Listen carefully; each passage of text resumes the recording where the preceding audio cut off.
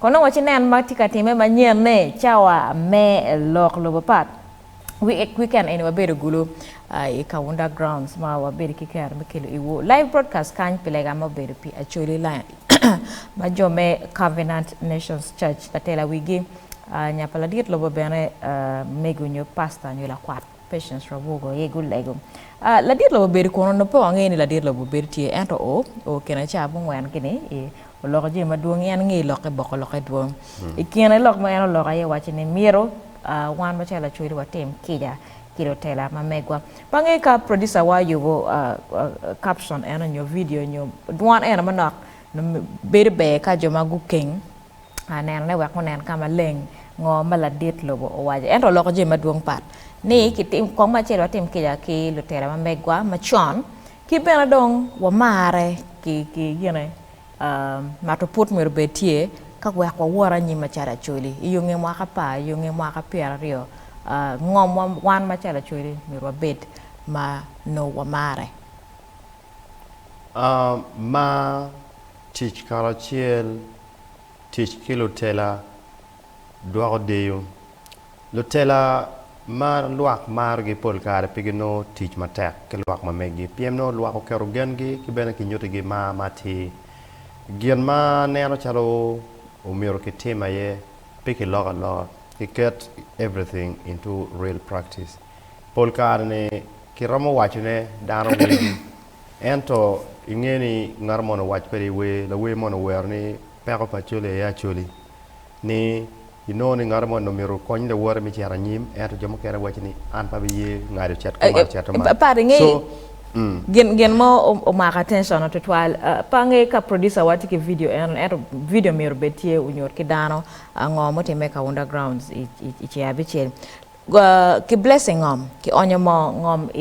ngom pa Acoli mala dit lo gini ket la kwar patience raboga i gutimo and is a sign in Christianity ka ki onyo mo onyo ka ki blessing nyo ka ki anointing ke lo ni kitika renewing faith kitika renewing recommitting ngom pa Acoli bot roba it was a very big symbol kino ma pera te ko twal pat lega ma Lutela ma pat gu lego pe Acoli pat lega cha i wunyi ki ko ne ma mo ma attention na loye weng ane kitika lega ni utena wa wogi wa omegi wa lok me wach ko omyero gi ko dano dok chen ka fu dano dok chen ka kari bena nen kitika poko jiri kifufu maria mechana 67%. So when you lega malo kwatika lego ne of course one onge ne iyonge kuch mudugo enene pero ti madet pero me dan ria trading center kamato ko ma eno beri ken jim ma Lutela lega ye ma pera te ko. So there's so many things that happen but highlights na yo beri eno ne jim wen chaka kitela tamane ken jim ko ma ke lego mano mer lege mata e loka ko yes eno mo bertie Miro ki leg matek dano wek ko ma bene ki charane miro dok chene kitika maro ko makining wan pini ko mo wajba Acoli ko ngipe wach ento wach ko mene auto biro eni tika biro ki ko ma kinini madong tie ma dano ne chalo eni ko ma ngo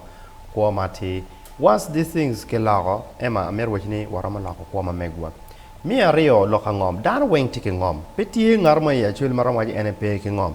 ento ngom makre ke wewo ni lu dir ma kire ke wa gi ngom mi rote on dok chen ko fu wek ngom mo ki ken matie kidi matiti